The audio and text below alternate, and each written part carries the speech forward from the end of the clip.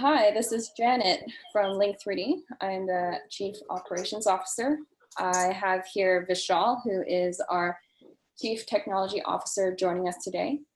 Thanks so much for taking time out of your day to learn more about how organizations today are quoting and costing additively manufactured polymer. So we'll just wait one more minute to see who else is joining us, and then we'll begin. Thank you. Hello, everyone.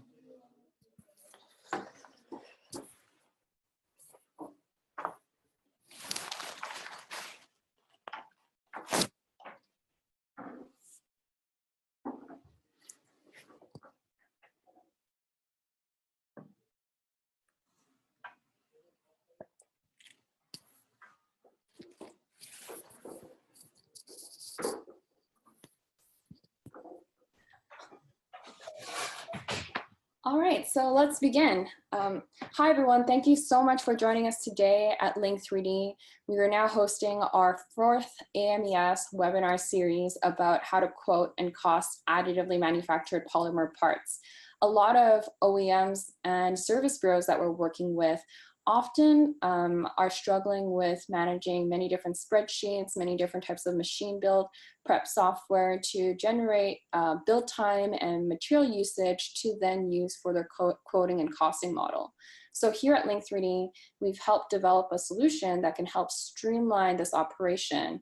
And so today, we're going to share a little bit more about how we do this. So as part of our agenda, we're going to dive into different cost models for FDM, SLA, DLS, and MJF technologies. Link3D, we support over 500 different types of additive manufacturer printers across 1,000+ material selections.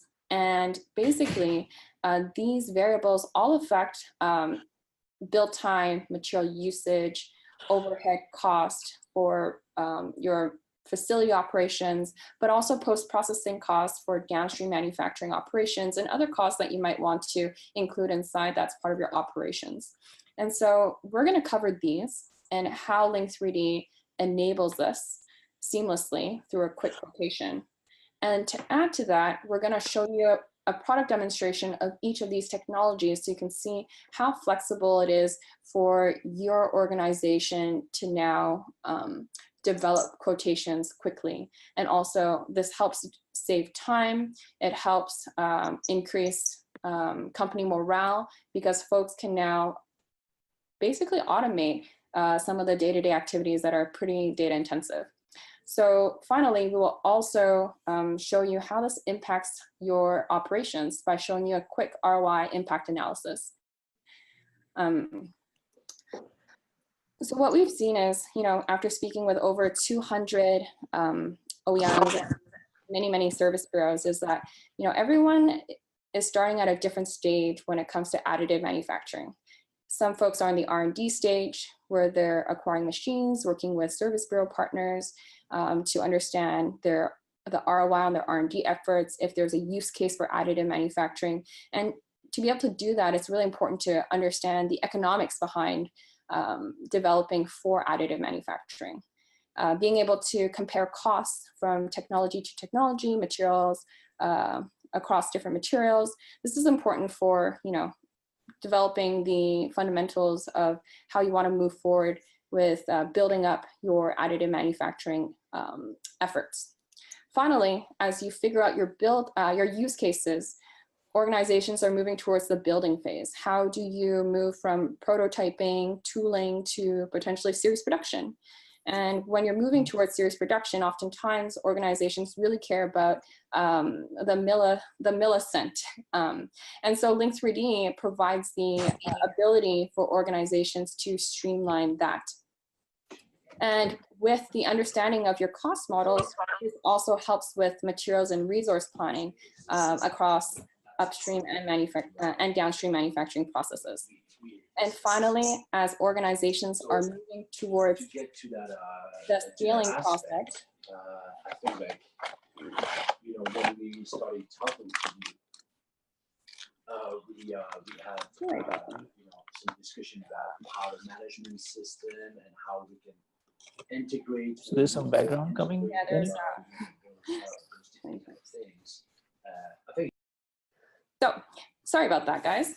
So as we are moving towards scaling your additive manufacturing processes, a lot of organizations are now trying to figure out, what is your overall digital manufacturing supply chain strategy? Are you trying to build everything in-house and be completely vertically integrated? Or are you trying to outsource? And if you're trying to outsource, when do you decide to build in-house or to outsource? What are the economic factors that are relevant in these decision-making processes?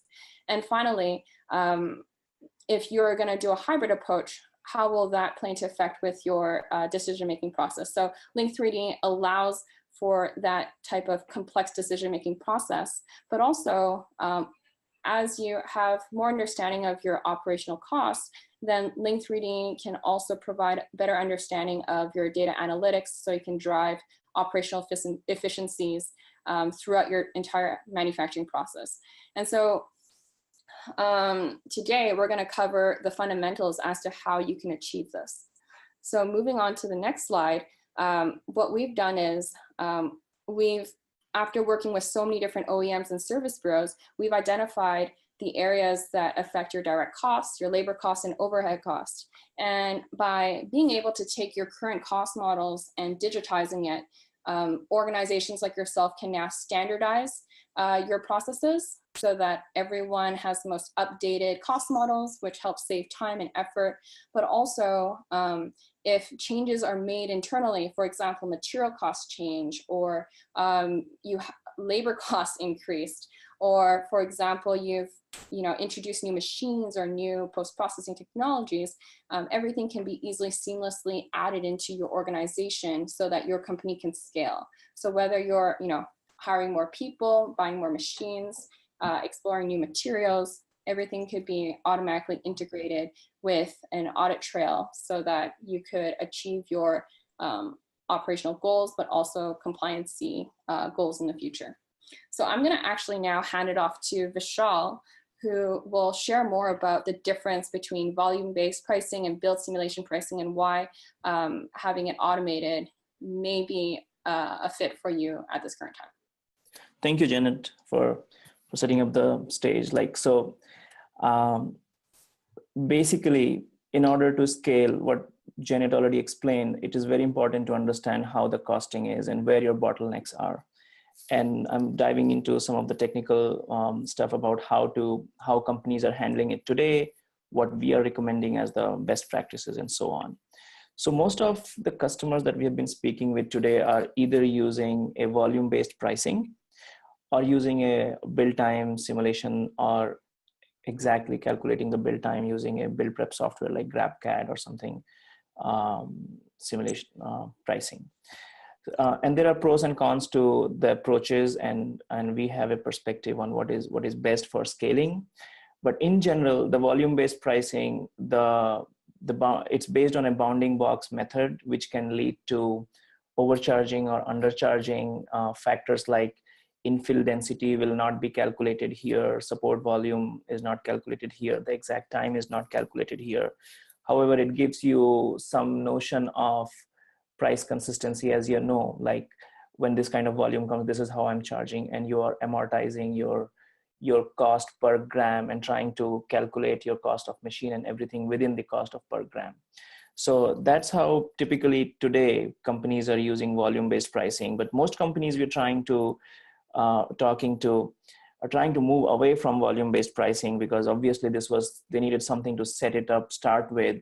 But this is not scaling up because, as Janet mentioned, companies want to track costs to millicents level, like pennies are important, like margins in manufacturing is very important. And that's why build simulation based pricing is very important. So there are different stages. The general idea here is, how can we have an exact estimation of how much time I'm going to run my machine? How can I have an exact estimation of what is going to be my material usage, and what is going to be my labor and post-processing cost? And if I can have an exact prediction of that, I could do a very fine grain estimation of what the cost for a given order is going to be. And that goes into activity-based costing, estimation of your downstream your schedules and your machine utilization and so on. And that's why we feel that build simulations are like on the workflow management software, kind of a very, very important piece in that space. So the steps involved in a build time simulation is figuring out the correct orientation, and given work order, how many parts need to be put on the build tray, packing them or nesting them, depending upon the AM process or technology. It could be 2D nesting or 3D nesting. Again, depending upon the AM technology, the third step or could be the second step, support generation, because we want to estimate. This is estimation of support generation. Typically, the real support generation would be done using Magix or GrabCAD or whichever whichever build prep software is used. But the estimation is needed in order to accurately predict how much machine build time will be needed to print the support and material. In our build time simulation, we are using slicing and parameters. And finally, this box gives us very, very quickly in a fast way, how much time, how much material, how much support volume, and how much waste material is going to be given AM process. Diving deeper, these are some, the first step, nesting, depending upon if you're using 2D nesting or 3D nesting. This is a very important step. It determines your throughput for your machine and can affect your cost very much. If your packing is not good, typically a lot of coating techniques are using bounding box based packing, and that leads to errors because in technologies like MJF, like HP or SLS, packing is very, very, like 3D packing is very important, and that determines how many parts you can pack. For us, we do different kinds of packing. We do shape-based packing, very fast. If the customer needs to do very fast 3D packing or 2D packing.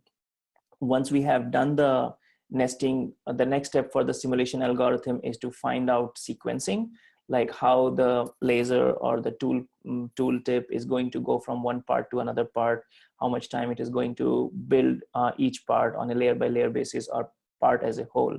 So the screens here are indicating different kinds of packing that our system currently generates to as a intermediate step for this build time estimation. This step is also very important from a production planning, which we're not covering today, but for maximizing your throughput. The next step is, which is again an algorithmically computationally intensive step, is support generation. Different processes, different AM technologies have different kinds of supports. SLA has cylindrical support, and FDM has line-based supports, and metal has like cubic lattices and other kinds of support. So we are striving to make sure that the estimated support, that our algorithms which are doing a support estimation gives you an exact prediction of support material usage. And there is a lot going into that. Just to give a very, very high level 100,000 feet view, we identify which triangles in the STL require support, what is the distance from the build plate, what is your raft thickness, what is the kind of support you are using. And we have that domain knowledge and that data collected from working with several of our customers. And based on that, we are able to very quickly estimate the support material required. These screenshots indicate for this cup part, like which triangles are needing support and how we are generating support here. The next step is, once we have generated the support, we have figured out the nesting, and it could go in other way depending upon the technology. Like figuring out how much like the build time that is needed to generate the support and build the actual part. And this comes from a true understanding of hatch distances and contour times, and how different machines, their tool paths and their tips are, like depending on the technology, like what kind of like speed they're traveling, the free when the laser is making a jump, is it damping, is it skyrocketing, or if it is an FDM based technology, like changes like the tool tip versus support, like changes in the tip and things like that. At the end of the day, we are trying to figure out how much is the machine traveling to print this part for each layer.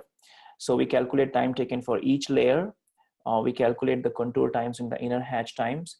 We calculate the stopping time and starting time and the damping time, jump time, and all of that, all of those go into, again, the requirement is to do this at a very, very quick way, because like people don't want to wait for 30 minutes so that I'm actually doing the build preparation and getting the quote out, and the customer is not actually accepting the quote. I need it fast. Like the requirement is to do all of this accurately and also quickly.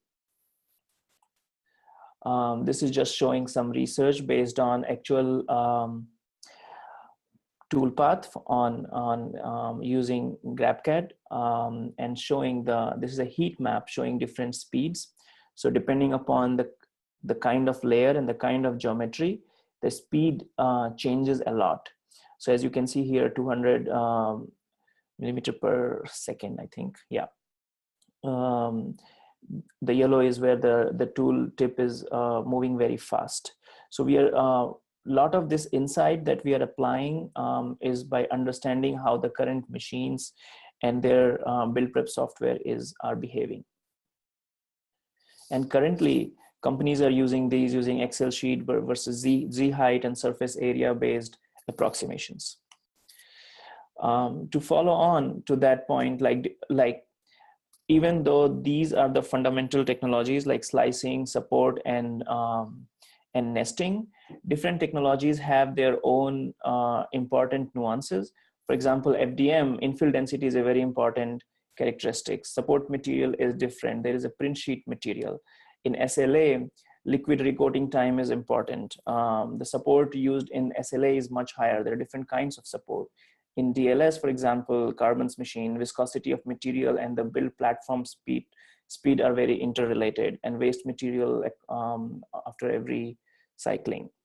In MJF, which is more linear HP machines, packaging density and build height are the important characteristics. There is a material reusage part, but in HP there is a utilization of fusing agent and detailing agent, and in addition to the algorithmic constraints or improvements that we are building, there is also a lot of domain knowledge which is going into our coating tools for different technologies and different machines here. And also, as part of the post-processing costs that are involved related to the downstream manufacturing processes, we found that there are a couple different types of algorithms you may want to use to automate the cost model for post-processing. So just as a quick example, if you use an FDM machine, perhaps you'll have an FDM soluble solution. If you're using an optojet printer, maybe there's the polyjet waterjet, SLA, typically there's cleaning and curing, followed by, for the carbon machines, smart washers. And all these machines, for example, they have their own operational costs, consumables, utility cost, and being able to capture that will better enable your organization to understand the CapEx involved with operating these machines, and being able to amortize the cost of the investment for the machines across your production. Finally, also, some of the post-processing activities we find don't really have this machine utilization strategy applied to them. Perhaps it's more related to on a per build basis. So what we've seen a lot with HP machines, for example, the depowdering or shot peening, dyeing, oftentimes this is on a per build basis.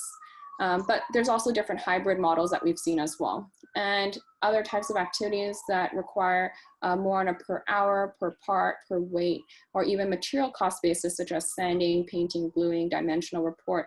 These oftentimes are either charged on a per rate, as you can see in the pricing strategy here, but also what we've seen across all these different post-processing strategies will also include a labor cost.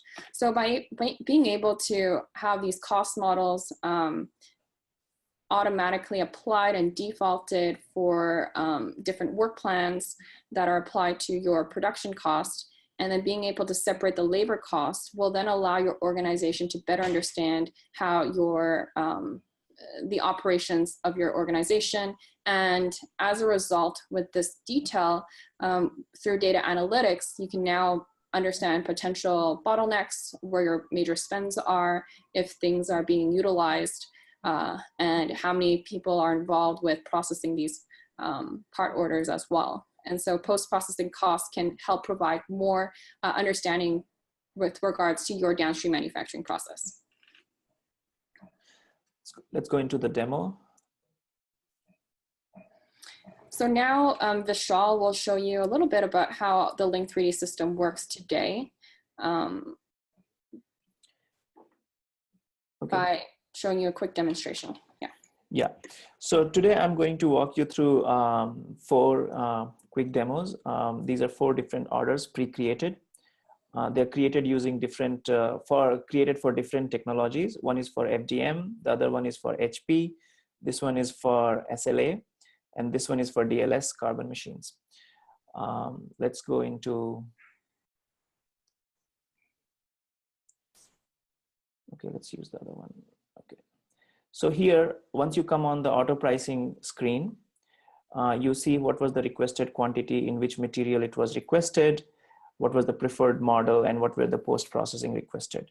And based on that, you're configuring your production details here of all the materials. You can choose your material on which it is requested. The system has automatically chosen because the requested RFQ already had that. The parameters are logged down here. There are different kinds of mode on which you can run an HP machine. These details we are encapsulating. And I'm just going to run this one again. The customer requested 80 components. Many times, if you want to give them a quote with a different number of components, you can dynamically change that. You can also change the orientations here, specify a manual orientation which the customer has requested, or you find that a better orientation is possible. And then you trigger simulation of the build. The system calculates the nesting, and based on the nesting, the system has calculated the right-hand side, which is your outputs, which go onto your code. So here, the variables that are calculated, because it is an HP-based simulation, are packaging density and your job build utilization ratio. Because there could be a situation that you have multiple parts in this RFQ, two different parts are there, and you can have a different cost per part based on volume. So you want to apply the ratio of your total build height and your packaging density on each part. So here, we have seen that based on the recoating time for HP machine and based on the build height, it takes 10 hours and these many kilograms of material. So that's the direct output from the simulation. And this is the packaging density and the build height. Now you have machine overhead, because for HP machines, you have a fusing agent cost, which depends on how much was the volume of the part being printed, and the detailing agent cost, the spare part cost, because there is a wear and tear, which is directly proportional to the amount of powder being printed, and electricity cost, which is also directly proportional to the amount of part being printed, which in turn is proportional to the build height, and the machine area, depending upon the location where the machine is, you're paying a rent for the space. And that's important when we are scaling to series production. Now, please note that what you see is not necessarily what, if you're using Link3D quoting engine, your view might not be this, because you might not care about electricity cost or area cost. So all of these are dynamic and they can be turned on and off, and a different engine can be applied as the need be. But we want to offer the most sophisticated version, or the most detailed version, which can offer very fine detailed activity-based costing. Next is labor cost, which gets divided into engineering hours and machine operations, depending upon your hourly rates and your default number of hours that you need for HP versus FDM versus DMLS. This gets populated. Then the post-processing cost, as we saw here, the post-processing is requested for this particular parts were boxing, which is like packing, dimensional reporting, depowdering, dyeing, and shot peening. And in this particular account, all of these have been pre-configured for different pricing models. Some of them are attributed to labor-based pricing. Some of them could be attributed to, say, if I'm using a dimension machine and I'm charging the dimension, I'm using the dimension machine for brush finishing or tumble finishing, I might be charging on a machine hourly cost and not necessarily based on the volume of part cost. And that's what Janet was explaining previously, that your post-processing has different strategies, and all of that is calculated here. All of that comes to your production cost. We believe that this is central and very important for you to have a right understanding of how much your machine usage and your material usage is. And on top of that, you need all of this to have an accurate and competitive price to your customers. The quote can be generated on a click of a button. This has been pre-calculated here. I can generate another one.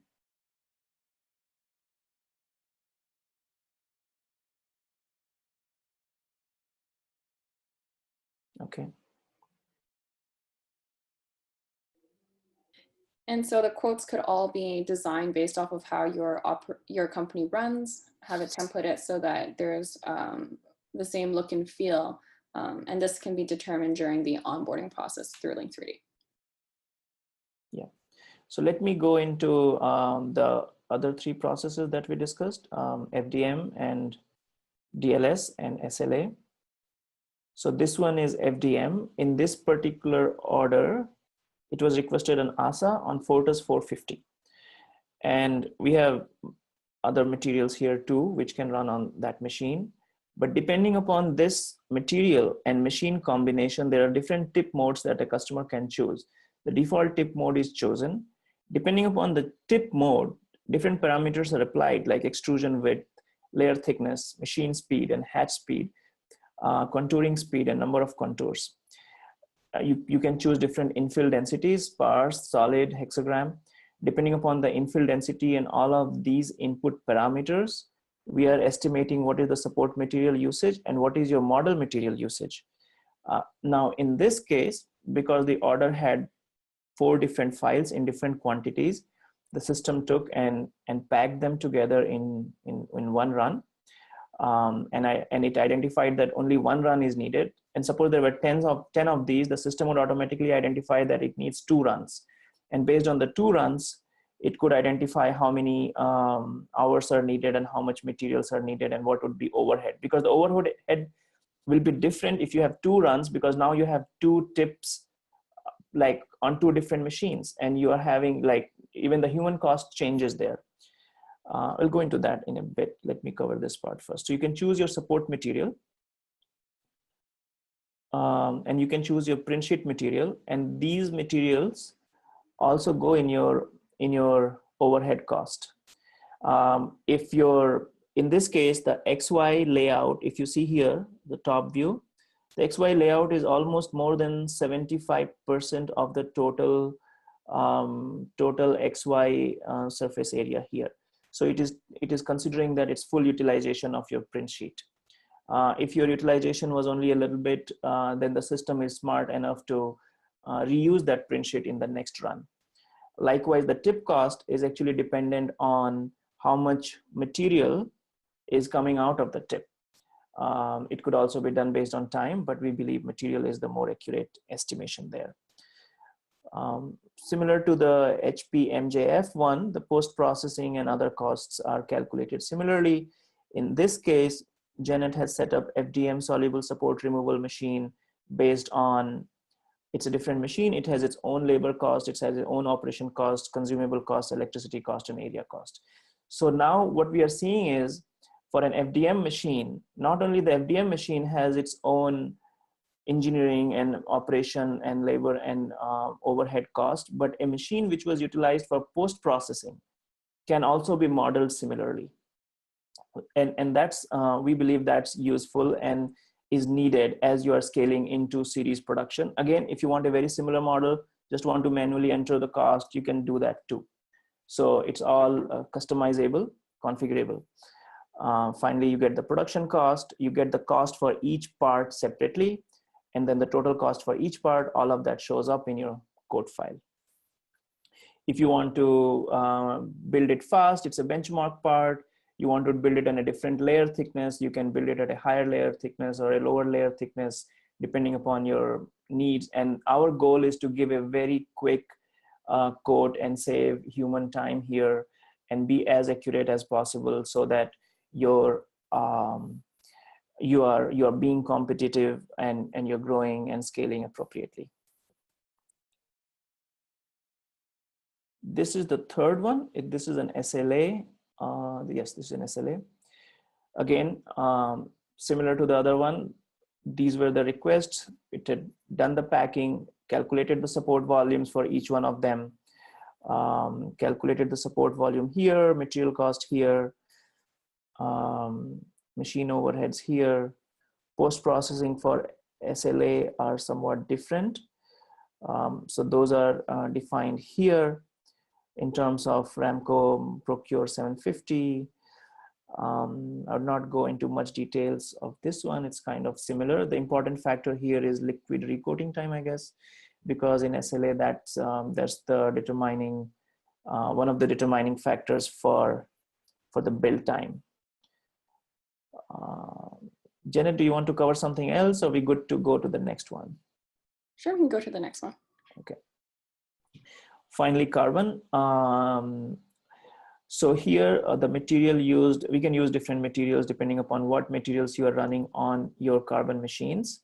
The parameter here is layer thickness and build platform speed in Z dimension. So as you know, the technology works by moving the, using a clip-based technology. So the Z dimension rate is important here. Again, for each one of the part, if you have a different orientation, you can set up different orientation. And as you simulate the build, for the specified orientation, we would calculate support volume and the best possible layout in a quick way, applying the algorithms as we discussed previously. Here we are accommodating or accounting for the waste material, because in coating, so the waste material need not be wasted in each run, because you might be doing the run continuously, but from a coating point of view, you might want to use it, or you can turn it off and specify 0 here. So we calculate the machine cost here. This in the calculation here depends on viscosity of the material and the build rate. So we have a smart part washer here as per the post-processing defined here, dimensional report for 3D scanning or measurements, similar to all of that. So we've tried to keep the UX very consistent. People are using Excel sheet today and are using surface area and bounding box based calculation. Using algorithms, we want to automate and help our customers save time and have a quicker understanding of how many runs are needed, how much time is needed, where are my bottlenecks, how can I scale this up, how can I increase my operational efficiency, and do a dynamic planning around this. I think with that, I would like to wrap up the demo. Unless, Janet, you want me to cover something else, otherwise we can go to the next topic. We can leave that for the Q&A. Yeah. Okay, yeah. So what's really interesting here is, after working with so many different OEMs who quote both in polymer, metal, and other types of materials, is that depending on your operations, typically we find companies spend approximately 30 minutes to generate the quote, you know, putting the files into the build prep software like Magix or whatever it might be, generating the production time and also material usage, and then plugging that into the Excel sheet, identifying the post-processing steps, adding all of that inside, and then doing that over and over again across 50, 100, 300, 400, even a couple thousand, you know, quotes in a month. And depending on, you know, where you are or who's doing these quotes, whether it be a quoter or a costing person or an engineer, this actually costs a lot for an organization's time spent, but also the amount of capital costs it requires to support these operations. And oftentimes, you know, after generating a quote, it doesn't mean that you win the order internally or externally. So what we've seen is, you know, if you're quoting 300, 400 parts a month, with Link3D, you're actually saving about $3,000 a month, and that could equate to about $40,000 to $50,000 a year for just this number of quotations per month. So what we do at Link3D is we help understand how much you're currently spending in terms of time and effort into quoting, but also your workflow operations, production planning, and scheduling, and help you figure out how much you could save when you're introducing new automation software that can help you get back lost time. And that way you can, instead of spending time on administrative activities, your smart engineers and smart employees can focus their time on value-added activities for your internal organization, and spending more time understanding the quality, what drives quality in your productivity within your org. So moving forward, something that's really key with regards to quoting and costing that we've seen across a lot of organizations is that dictates the upstream and downstream manufacturing processes. So once you know your accurate build time or how much material will be used or wasted, then you're going to be able to plan material inventory requirements. You can now plan for production scheduling more accurately, and also the post-processing time and post-processing steps needed for downstream manufacturing process.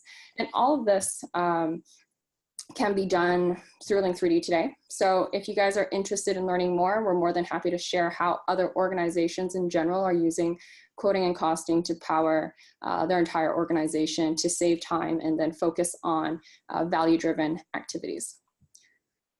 So now we will open the floor to questions. Thank you everyone for joining us here. I'll also launch a poll in case you guys are interested in sharing your level of interest for looking into a quoting solution today. So, Vishal, are you ready for this? Yes. So from anonymous attendee, someone was wondering, is it possible to connect your quotation system to existing softwares in a firm, for example, ERPs, PLMs, or other types of solutions? And yes, the answer is yes, it is possible. And as a matter of fact, we are connecting for several of our customers.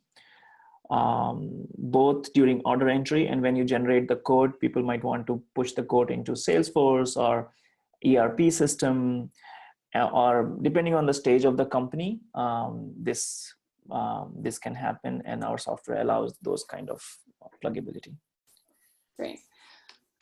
Thank you, Thomas, for your question. Are the criteria for SLA strictly for that photopolymerization technology? Would these criteria also work for carbon or DLP processes, which are also resin-based? Every AM process is different and is treated differently in our system. There are certain common themes, but again, Polyjet is a resin-based and SLA is a resin-based and carbon. The three processes work very differently. So we have different parameters going into build time estimation for each one of them. Thank you, Shane. Another question, is it possible to automate your tool to make the cost review for a lot of components? For example, I want to review the price in 3D printing for all my component catalogs, like hundreds of parts. Yes, that's possible today. Imagine what we have built as an engine, and that engine could be used to look at your catalog and plan out what will be your cost and time to build it.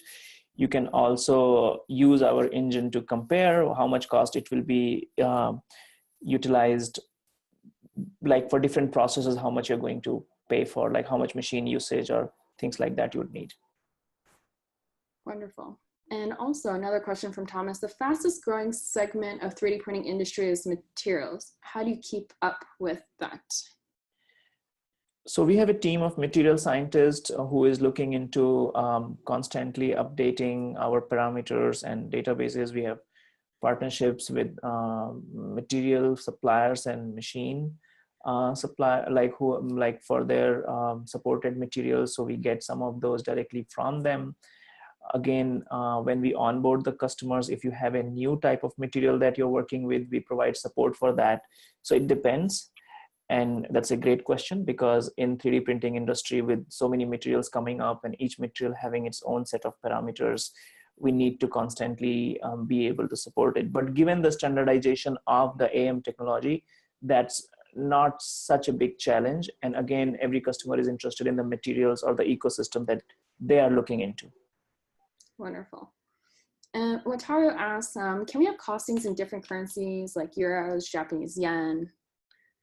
Yes, our system supports different currencies. We have to go to the facility profile and choose the currency that you'd like to have, and it will generate the quote in that currency. Perfect. And Men mentioned, if I receive a request with STL files, but then I renest them, how can I use the auto pricing tool for generating a quote of the renested build instead of the original STL? Okay, so so if you received an STL, so in this case, for example, this STL was received and you renest using another software or using Link3D. Let's say you renest using another software, then you might have to import then. So for example, I can download this nested software here and take it to say HP Command Center, or take it to Magix and disassemble them. Or you can do the other way, where you have done nesting on another software and you can bring the nested software here. So we don't do nesting, but on the nested software, we can do build time estimation. Likewise, if you have a support generated STL already or a CAD, we can do estimation on that directly. In that case, we'll have to turn off support for your order. I hope that answers your question, Men. And last but not least, Hannah, can you add your custom built devices and materials, define your own algorithms and parameters, or are you limited to the main producers, manufacturers? You can define your own. It's possible in our system. However, currently when we onboard the customer, we support, we like to give the best possible support in your usage of our product. So technically it is possible. However, we have to go through a process to understand, like, if you're changing the parameters, what kind of results you're getting and things like that. Yeah. Maybe Vishal can show the facility settings to showcase how machine settings can be altered on the fly by your super admins, because you don't want everyone to update that and have access to it. But basically, during the facility settings process, during your onboarding process, Link3D will have support to train you to help set up all the parameters related to your machine, run rate, utilities, the default labor cost for managing these operations, along with the parameter settings of your machine for each material that you have as a default, so that your organization can follow your standard and follow and abide by your secret sauce. Okay. Is there anything else you want to add to that? No, I think that covers it. So you can configure your machines and material, and you can reset it if you're not liking it. So that's a possibility, yes. Great. Wetzel's asking, is the quoting for PolyJet printers also accurate? If I have different jobs on the build platform, can I receive accurate price for each job? So you can, so for PolyJet is probably one of the more challenging ones because of multi-material situation. In terms of pricing, you'd still get an accurate pricing because the total resin across different material is still the same. And if your resin costs are similar, then you're getting a fairly accurate pricing. But if one of your resins, that's something, so because we estimate the total material utilization, we right now do not estimate utilization of each materials that you're using depending upon matte finish or glossy finish. So it will depend on what parameters that you used for your material pricing. Mm-hmm. And right now, Link3D partners with many machine manufacturers. So as our partnerships become more solidified and grow, then we will be able to provide more support to organizations like yourself so that we can help make these even more accurate based off of the new updates that they make on the materials and the new updates they make on the machines as well. And I think we have one more question. How did you determine the unit price of the electricity cost of your machines? The electricity cost, so there are two factors to it. How much is your machine running? And based on that, based on the consumption of what is consumption, you know how much electricity is consumed, right? Now, depending upon your location and your electricity supplier, for the same amount of wattage or the cost might be different, right? So we allow, so we do the two parts to it. One is how much, say for HP machine, if I'm building, let's say 150 till 150 millimeter height, I am going to need this much electricity. But now the cost depends on where your location is. For example, if you're in say California versus if you are in, let's say, like India or Mexico or somewhere, or in Europe, like the cost would be different. Great. And this also applies to machine area cost, depending on where your machine is located in the world, the real estate rent. You'll be able to have that information also embedded in your system. So anonymous attendee, if you're interested in learning more about these cost structures, feel free to reach out. We're more than happy to share you a sheet to use. Great. All right, well, I guess that pretty much sums up our webinar today. Thank you so much, everyone, for joining our webinar and sharing your thoughts. And if you guys are interested in learning more about how you could potentially bring your cost models online and standardize your process and have this detail help push more operational efficiencies across your upstream and downstream manufacturing processes, feel free to reach out. You can contact us at janet@link3d.co. If you've got a bunch of technical questions that you'd love our master Vishal Singh to answer, you can contact him at vishal@link3d.co. Thank you, everyone. Thank you, everyone, and we wish you a wonderful day in the meantime.